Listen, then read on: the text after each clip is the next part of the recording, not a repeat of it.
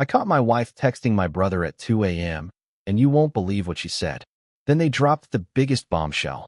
She's pregnant, and my own family wants me out. I'm Alex, 33, and for 7 years I've been the picture of a doting husband. Breakfast on the table, crappy jokes at night, and a family portrait on the fridge. I thought Sarah and I were unbreakable. But lately I've felt like an idiot chasing empty promises while everyone acts like my loyalty is some kind of cosmic joke. Looking back, the house always felt too quiet after work. Sarah's car would pull in, I'd shout a cheerful, "Hey, babe," and she'd roll her eyes like I was disturbing her meditation. I told myself she was just tired. Marriage is work, right? So I poured myself into being Mr. Reliable. Laundry done, bills paid, every anniversary celebrated with a Pinterest-grade card and 2 expensive flowers. I figured my relentless dependability was our unbreakable glue. Then the first crack showed up in the form of an overlooked notification on her phone. I was charging my own phone on the kitchen counter, because of course, I was the sleep-deprived sack of crap who never remembered to plug it in before bed, and I caught a glimpse of her screen lighting up with a name I knew too well. Matt. My brother Matt. My blood. My childhood friend. The guy who stole the last slice of pizza at every family gathering. He wasn't a contact I needed popping up at 7 p.m., let alone 2 a.m. I felt that familiar punch to the gut check panic. That moment when your own brain screams, "No, that can't be right," and your heart tries to kick your brain out of its chair. So I did what any completely sane spouse would. I ignored it. I thought, okay, maybe they're coordinating a surprise for me. Birthday, anniversary, some crap I forgot. I even chuckled at myself for a second. Alex, you paranoid asshole, get a grip. But the universe had a twisted sense of humor. Over the next week, the noise of Sarah's laughter suddenly sounded hollow, like laughter recorded through a speakerphone in an empty tunnel. She'd come home late, say she was with friends, but her friends always seemed to vanish whenever I wandered downstairs. Her conference calls started at weird hours. She'd brush off my questions with a sigh and a "don't be so clingy." I should have sent her to, an actual clinginess intervention. Or maybe just moved out for a bit to prove a point. I caught myself checking the back seat of her car as if I'd planted a GPS tracker there in a moment of cartoonish paranoia. I'm not proud of it, but every time I saw Matt's name pop up on her screen, my brain rewrote itself. Betrayal, betrayal, betrayal. My stomach knotted like I'd swallowed a bag of barbed wire. Only there was no magic after the storm calm. No relief after I convinced myself I was being a jealous jerk. It just got worse. The real test for me was resisting the urge to go full detective, rummaging through her nightstand, installing shady apps on our shared devices, following her like a bad rom-com stalker. Instead, I did exactly what Sarah accused me of. I let her solve her own problems. I told myself I'd wait for evidence. Solid proof. Something I couldn't spin away with "it's not what you think." At least, that's what I told my own tired reflection in the bathroom mirror as I brushed my teeth alone at 3 a.m. Nights became a battleground of furtive glances at locked screens and suspicious silences. I found myself making excuses to hang out in the living room instead of our room. I'd sit on the couch with a beer at midnight and pretend I was watching a sports highlight reel, when in reality, I was psyching myself up. My temper simmered like a neglected pot of soup, ready to boil over at the first sign of insult. I hadn't even confronted her yet, and already I felt like I was losing my mind. But what really punched through my self-denial was the way my own parents started acting. They'd pop in for weekend brunch and notice nothing amiss, praising how stable and secure our life looked. They said I was lucky to have such a sweet girl who put up with my nonsense. I wanted to scream that I didn't feel lucky. I felt like I was starring in a sitcom where I was the butt of every joke. Yet I swallowed the bite of their hypocrisy, because admitting my marriage was crumbling would mean admitting my world was falling apart. One afternoon, I overheard Sarah giggling on the phone. I stood behind the kitchen counter, pretending to chop veggies, and listened as she whispered, "No, Matt, don't worry about Alex finding out. He never pays attention." The blood drained from my face. Chopping carrots turned into hacking a log with a butter knife. I realized then that the cracks weren't small chips in porcelain. They were gaping holes eating away at every memory I'd built. That night, I faced my own worst fear. I asked her directly if there was something going on with Matt. No setups, no ambushes. Just me, the living room lamp casting crooked shadows, and a question I already hated. She paused, blinked, and gave me the kind of look people reserve for stray dogs begging for scraps. "You're being ridiculous," she said. I heard the edge in her voice, the same edge she always used when she wanted to cut through my trust. "Matt and I talk. He's my brother-in-law, and he's family. End of story." It was the first time I felt anger that didn't come with a side of shame. I slammed the newspaper down on the coffee table. Yes, a newspaper in 2025, to add dramatic flair, and said, "Family doesn't text bullshit at 2 a.m. She rolled her eyes, grabbed her purse, and stomped upstairs. I wanted to follow her, to demand the truth out of her trembling lips. But something inside shifted. I realized I couldn't chase the lies. Either she'd step up and talk, or I'd step back and watch our fake perfect life collapse without me fighting for a patch. By the end of that week, I forced myself to plan a weekend away alone. No Sarah, no Matt, just me and my stupid toaster and the tiniest spark of self-respect. I spent hours in my childhood bedroom at my parents' house. Ironic, right? Sorting through old photo albums, looking at pictures of me, Sarah, and Matt at family reunions, all smiling. It reminded me that before the texts and the secrets, we were something real. Even if that real thing was buried under layers of bullshit now, I wasn't ready to let it vanish without a fight. So I made a promise to myself. I would gather the evidence I needed. I would confront Sarah and Matt on my terms. And I would stop pretending that everything was fine just because my parents and my wife and my own brain demanded it. The first battle wasn't about divorce or revenge. It was about refusing to be the butt of this joke anymore. And that, I realized, was a war I was finally ready to wage. I never thought I'd feel like a character in one of those true crime podcasts, except without the dramatic score and with worse lighting. After that first confrontation about the 2 a.m. texts, I decided to play it cool. I told myself I'd gather proof before I exploded. To that end, I spent an entire Saturday installing a phone mirroring app on our shared tablets, physically blocking Sarah from her devices long enough to snag her login code. I felt like a moron spy, crouched behind cushions while she paced in the garden, muttering about her peaceful Saturday routine. Every minute of waiting felt like a bad acid trip, heart racing, palms sweating, mind hammering me with what if you're wrong, and what if you're right, in equal measure. By Sunday afternoon, I'd synced every notification from Sarah's phone to my tablet. Sure enough, the Matt thread was a juggernaut of betrayal. I watched messages roll in over weeks. "Miss you, need to see you, I'm scared too, tonight?" The language was tentative, loaded with shame and excitement all at once. It was gross and thrilling, like watching someone else have sex while you read the play-by-play. Not my proudest moment, but I was in rookie private eye territory, and I couldn't look away. That night, I waited for the moment when Sarah fell asleep.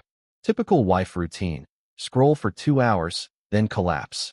I sat on the edge of our bed with the tablet in my lap. My hands shook as I opened the app and typed in her password. When the thread popped up, it felt like the world twisted on its axis. I skimmed past confessions of loneliness and small apologies from Matt, and then I reached the big admission. "This is the hardest thing I've ever done. I love you. I'm sorry to Alex." The words hit me like a sucker punch. Love. Sorry to Alex. Congratulations, you just invented a new level of betrayal. I almost accepted a silent surrender. I could end this here, storm downstairs, throw devices across the room, and demand a confession. But I held back. Instead, I captured screenshots, because nothing says dedication like documenting someone else's affair for later blackmail or therapy, whichever came first. Then I closed the app, tossed the tablet across the bed, and pretended to fall asleep. My mind buzzed with worst-case scenarios: divorce, custody battles, social media pity parties. But underneath all that, a darker thought kept looping. These two had been lying to me all along. Even the familiar insults I'd exchanged with Matt now felt poisoned. Morning came, and I realized I was running on fumes. I considered confronting Matt next. Maybe spilling coffee in his lap at brunch. "Hey, remember that text thread you and my wife have?" But my sense of decorum, or cowardice, held me back. Instead, I texted him an uncharacteristic invitation. "Can we talk later tonight? Got stuff to clear up." He replied with an innocuous, "Sure, bro," and an emoji I wanted to punch. If emojis could bleed, that one would have been red. That evening I waited in the kitchen while Sarah cooked. She asked if I wanted wine. I pointedly poured water. Tiny victory. Matt was due in half an hour. I sat at the kitchen table like a defendant before sentencing, tapping my fingers, pretending to read the newspaper. When Matt strolled in, he gave me a shit-eating grin. I returned a polite nod. He sat opposite me, waited for Sarah to leave the room on some pretext, then leaned forward and asked, "What's up?" No guilt. No awkward pause. Just that smug confidence you get when you think you're untouchable. I slid the tablet across the table. He picked it up, eyebrows rising as he scrolled through the screenshots. At first, he said nothing. Then he slammed the tablet back onto the table so hard the glass cracked. I'd forgotten I was dating Sarah's old phone case. The silence that followed roared louder than any confession could have. Sarah re-entered the kitchen holding a pan lid like a shield. Her face went from, "I could kill you," to, "I can't believe this," in a heartbeat. Matt finally spoke with the casual cruelty of someone reading the sports section. "So you caught us." No apology. No shock. Just a grim acceptance. "You're right," he said. "I'm sorry, Alex. But Sarah and I, this is real." Sarah dropped the lid, leaned against the counter, and her eyes welled up. But instead of tears, she let out a bitter laugh.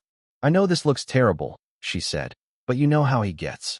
He's been there for me when you were too busy being Mr. Responsible. He makes me feel alive." Alive. That word felt like acid in my mouth. I remember how the air tasted then, stale from bad coffee and stale from even worse truths. I wanted to scream about vows, loyalty, the sanctity of marriage. I wanted to remind them of every wedding photo, every promise we'd shared.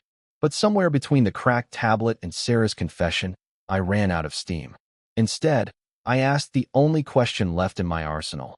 "When did this start?" She looked at Matt, expecting him to answer. He shrugged. "A few months back, after you started those late work trips. You never even noticed." Bullshit, I thought. My work schedule hadn't changed. He just waited for my back to turn.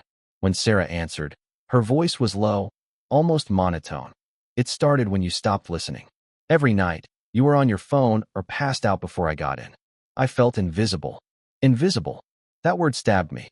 I thought I was being Mr. Reliable, but apparently reliability meant invisibility. A clean floor and perfect schedule don't count when your spouse needs you awake enough to notice. But infidelity as the cure? That was their twisted solution. That night, I didn't sleep. Instead, I paced our bedroom, scrawling a mental list of options. Forgive her, kick her out, divorce, kill myself. Okay, maybe not that last one. I realized the conflict had changed shape. It wasn't just about catching them in the act. It was about confronting the raw hypocrisy of the people who were supposed to have my back. Sarah and Matt were united in their betrayal, and my own parents were preparing to treat me like the problem. I felt like I'd hit a wall made of mirrors. No direction looked good. By dawn, I knew the next step. I had enough evidence to tear their world apart. But that wasn't the victory I wanted. I wanted to make them feel the same gut punch I'd felt. I wanted to expose their lies at a family dinner, with Mom and Dad watching in horrified silence. I wanted to show them that the person they saw as reliable, as disposable, as the bad actor in this family preservation plan was none other than me, the one who refused to be erased. And I realized that I needed to escalate. Not with violence, not with tears, but with a surgical strike of truth at their precious hypocrisy. It wasn't revenge yet. It was preparation. Because if this twisted love triangle was going to be unraveled, I needed to be the one holding the scissors. And as brutal as that sounded, it felt like the only sane choice left. I woke up the morning after my showdown with Sarah and Matt feeling like I'd been run over by a betrayal bus. And, ironically, I had. My head pounded, whether from lack of sleep or from running through every scenario in my mind. I couldn't tell. I ate a dry piece of toast and scrolled through the screenshots on my phone again. Every message looked like a nail in my coffin. Sarah and Matt sharing secrets that were supposed to belong to me. It didn't feel real until I got a call from my mother inviting me over. "Big family meeting," she said. "We need to support the baby." The baby part hit me like a grenade in a quiet room. Not just the affair, but a pregnancy. Sarah was carrying my brother's kid. My heart felt like a deflating balloon twisting in on itself. I sank into the passenger seat of my mom's car and tried to breathe without leaking tears. In reality, I was a time bomb set to go off the moment my parents started talking. We arrived at their house, and I walked into what looked like a hostage negotiation. Mom paced by the fireplace, hands on hips. Dad sat behind a coffee table littered with printouts of our family photos. Sarah and Matt stood together near the couch, hands intertwined like an unholy power couple. I'd seen cult leaders with less charisma. Mom started before I could speak. Alex, honey, we know this is hard, but Sarah is pregnant. And that means Matt and Sarah are committed to building that family. You need to step aside. The words punched my gut. Step aside, she said, as if I was an extra chair that could just be removed. I shook my head. This isn't your decision. Sarcasm dripped off my words like venom. You don't get to kick me out of my own life because it's inconvenient. Dad raised a hand. Son, it's for the baby. We can't have this scandal hurting our family name. Family name. There it was. My parents had spent their entire lives clinging to appearances, and now I was supposed to swallow my marriage, my dignity, and my loyalty to that tradition. Sarah watched me with those guilt-tinged eyes, the same eyes that once told me she loved me. I wanted her to feel what I felt. I wanted the hypocrisy to taste like rancid coffee in her mouth. Mom's voice trembled. We're only trying to help. We want a cohesive family for the baby. I couldn't help the bitter laugh that burst out. Cohesive? You think shoving me out of the picture makes us cohesive? That you can erase 7 years of my life with a snap of your fingers? Matt stepped forward, putting an arm around Sarah's waist. She's right, he said, staring at me like I was the villain in a bad soap opera. We love her, and we want our child to grow up in a loving home. His use of our made my blood run cold. I looked into Sarah's face, desperate for any flicker of regret. Instead, she sighed. Alex, I'm sorry, but this baby deserves a father who's present. You've been checked out for months. Checked out. I'd been gathering evidence against her and my brother while they were busy rewriting reality. Feeling every muscle in my body tighten, I sat down on the edge of the couch and leaned forward, elbows on knees.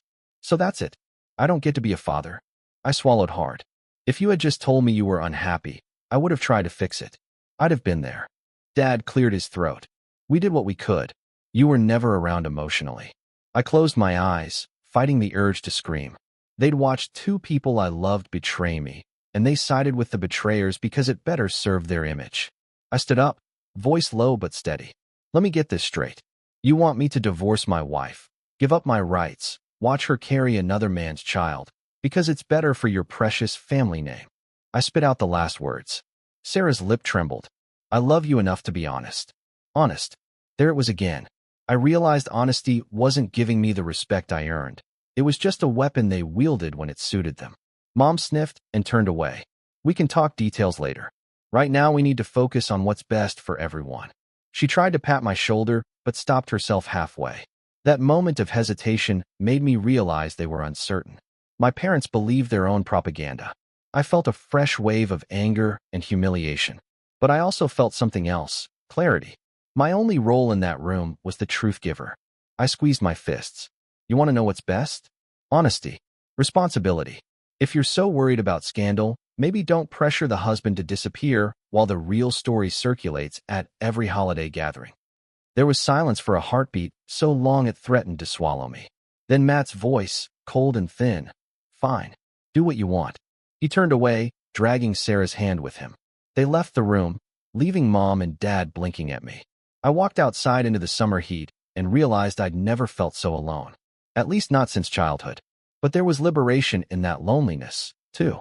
I dialed my lawyer's number, my hands steady despite the adrenaline. I wasn't going to let them railroad me. While I talked terms, my parents watched from the window as I paced on the lawn. They looked like they were seeing me for the first time. I wasn't just their son or the stable one. I was a man who refused to be silenced. That evening, back in my empty house, I filed paperwork online. Divorce, custody conversations, visitation rights, spousal support, and yeah, financial records to ensure Sarah couldn't gaslight me in court. I felt like I was decking out my arsenal for the wars ahead. But amidst that furious typing and document uploads, I remembered something important. This wasn't just about revenge or winning. It was about reclaiming my story. If Sarah and Matt thought they could rewrite history, they were wrong. I was going to make damn sure the world heard my side. The one where loyalty mattered, where betrayal had consequences, and where you couldn't just pick and choose who you loved based on convenience. As I closed my laptop, exhaustion finally hit me. I collapsed on the couch and let my mind drift back to the photo albums I'd stared at in my childhood room. There was an older picture of Alex with his parents and Matt and Sarah, before the lies, before the betrayal. I had to figure out how to get back there, or at least forge a new start without the bullshit. Tomorrow, the real battle would continue in court, in family gatherings, and in my own head. But right now, with the screens off and the house silent, I felt a small ember of hope.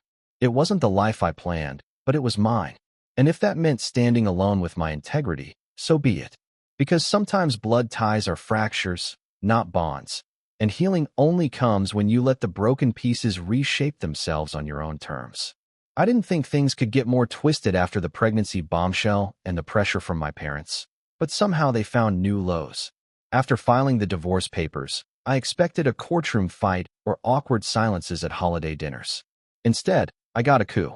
One Saturday morning, I woke to a flurry of voicemails and texts from Mom, Dad, and Sarah, each more insistent than the last. I'd barely finished my coffee when Mom showed up on my doorstep, her face lined with that rehearsed pity I knew so well. She was carrying a casserole dish, something she'd made with love. I took it out of cordial habit, but the warmth in her smile felt weaponized. She leaned in close and whispered like we were conspiring. "Sweetie, we just want peace in the family. Think of the baby." The casserole smelled like onions and passive aggression. I wondered if they'd sprinkled in some guilt or delivered it straight. Dad arrived next, wearing that same tight-lipped look he used whenever he needed to convince someone they were wrong, even when they weren't. He told me I was making a mistake by dragging this out. "Alex," he said, "nobody wants this drama. You're turning us into the walking definition of dysfunction."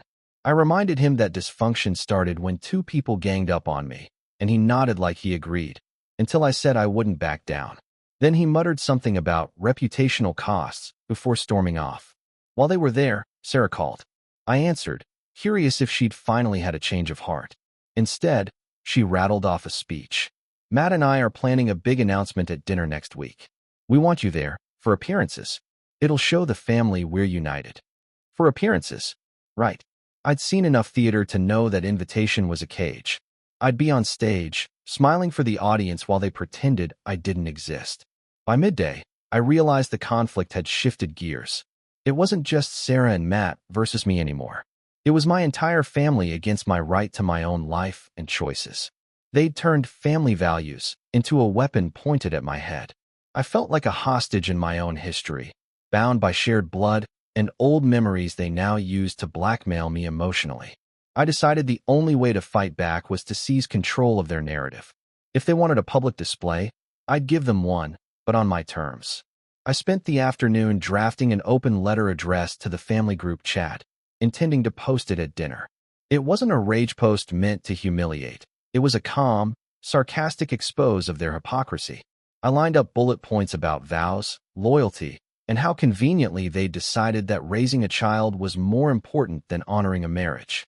Later, as evening crept in, I drove to Sarah's parents' house, the designated dinner venue, like I was heading into enemy territory.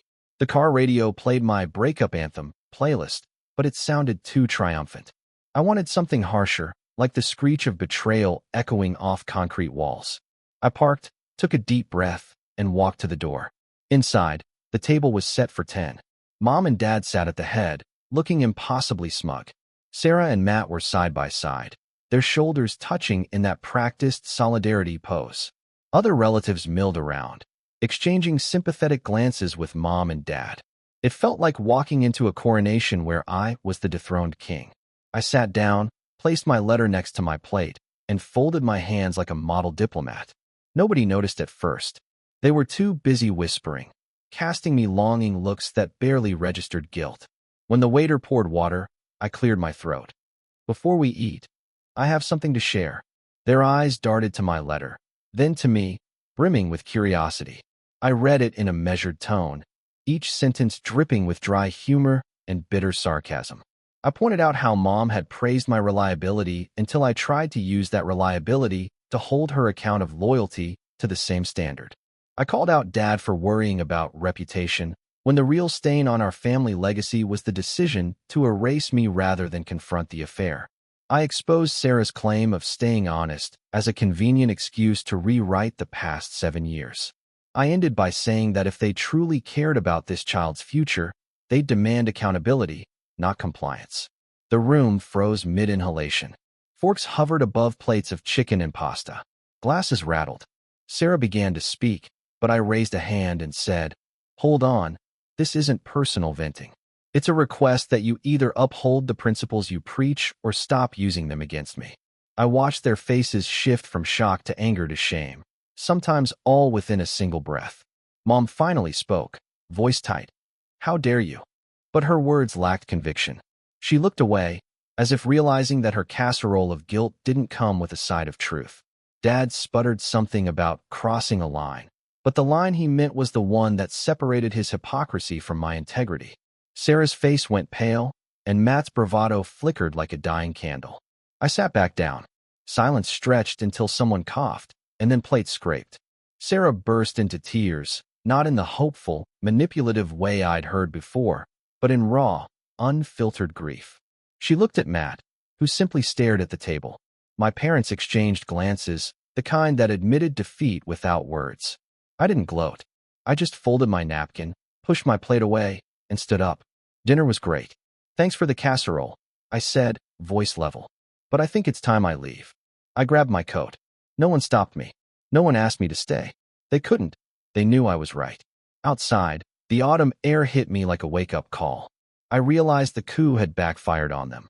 By exposing their lies, I'd reclaimed my power. They thought forcing me into a corner would make me cave, but it lit a fire under me instead. I wasn't just Alex, the betrayed husband. I was Alex, the arbitrator of truth, the one who refused to be silenced by blood or promises. That night, I called my lawyer again, not to file paperwork, but to discuss custody strategy. I sent a concise email to my parents outlining my conditions for any future family interaction. Respect my decisions, apologize for their role in this shitshow, and accept that I'm not a disposable prop. If they wanted to see their grandchild, they'd have to earn it. No more envelopes stuffed with guilt. As I drove home, I thought about the cracks in our family, how they'd tried to erase me, only to reveal the fractures that ran deeper than any betrayal. I felt bruised but alive. The conflict had escalated beyond Sarah and Matt's affair. It was now a battle over principles. Whether loyalty meant standing by your vows or standing by whoever served your convenience. I'd already chosen my side, and for the first time in months, I felt something resembling hope, not for reconciliation or for a return to the perfect facade, but for a future built on honesty. Maybe it meant standing alone for a while. Perhaps I'd lose more than I'd ever imagined. But if integrity was a price, I was ready to pay it. Because at the end of this coup, I'd taken back my story, and that was one family legend I intended to own. I stood in the empty living room the morning after the family coup, staring at the cracked tile where Sarah and Matt had dropped that tablet like a grenade. It felt like the calm before a hurricane, the moment when all the broken shards glint in the sunlight before the real damage arrives. I knew Matt and Sarah were plotting their next move, either a legal mob to paint me as the unreasonable ex-husband or a PR blitz to rally my parents back to their side. But I wasn't waiting around for their story to drown out mine. This was my crossroads, and I had a choice.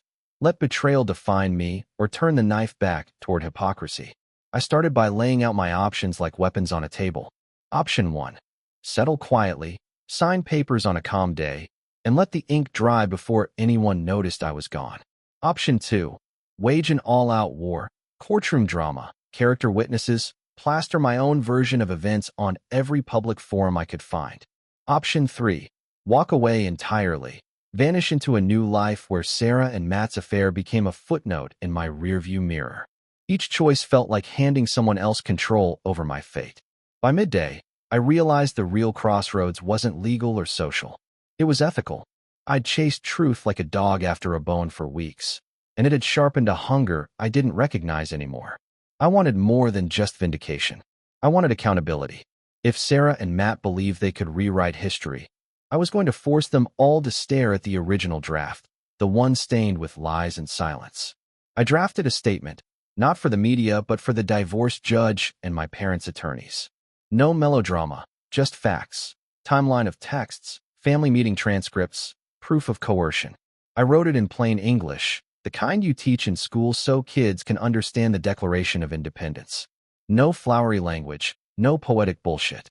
Just cold hard truth with a side of, I'm not the villain here. That afternoon, I called my old college roommate, now a small-time journalist. I figured if I'm going to fight a public image war, I might as well have someone who can turn my story into an expose that highlights the hypocrisy. I didn't want a clickbait headline. I wanted an honest narrative that showed how a family legend turned into a gaslighting machine. He agreed to meet, and I walked into that coffee shop feeling like a general briefing his troops. Over a black coffee that tasted like burnt ambition, I laid everything out. He asked the right questions. Did you ever confront your parents directly about their shift? What's your endgame if they refuse to side with you? I answered without emotion. I would produce every recording, every screenshot, every witness statement. If they wanted peace, they'd have to earn it by acknowledging their role in the betrayal.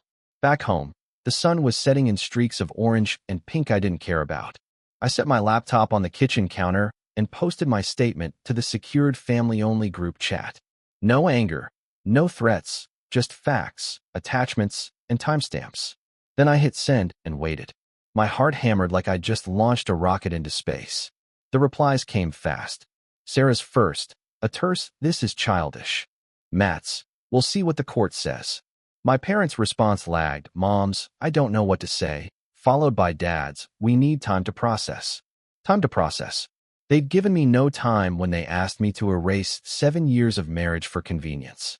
Now they wanted a pause while I forced them to reckon with their own hypocrisy. That night, I barely slept. Between dreams of courtroom benches and nightmares of eviction notices, I realized the crossroads had shifted again. It wasn't about proving who was right. It was about deciding who I wanted to be once the dust settled. I could be the resentful ex who burned every bridge, or I could be the one who rose above the betrayal and found a new path. Morning came, and I drafted my final move, a mediated negotiation. Not because I wanted them back, but because I wanted closure. I emailed my lawyer to propose a meeting with limited participants, just us and our attorneys, to hammer out terms swiftly. Public drama could wait. I needed legal peace so I could actually move forward without pending threats shadowing every step. A week later, we gathered in the mediator's office. Sarah sat on one side, Matt on the other, and my parents hovered at the edges like anxious spectators. For 2 hours, we parsed through custody, finances, and the division of property. I maintained my calm, peppered my statements with dry sarcasm when someone complained about fairness, and stuck to the facts when emotions threatened to hijack the conversation. In the end, we reached a settlement that surprised everyone. Sarah and Matt got temporary custody of the child until paternity was legally established, and yes, all the evidence forced Matt to acknowledge his responsibility. My parents paid a price, too. They had to sign a public letter of apology to me, acknowledging their coercion. I left feeling lighter than I had since I first downloaded that creepy phone mirroring app.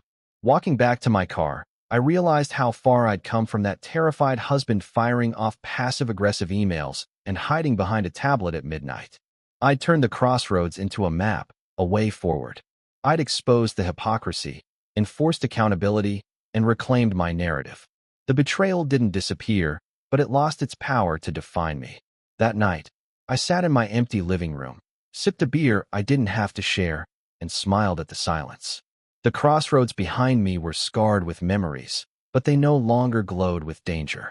Instead, they marked the spot where I chose integrity over convenience, where I refused to be erased, and where I claimed my right to walk away on my own terms.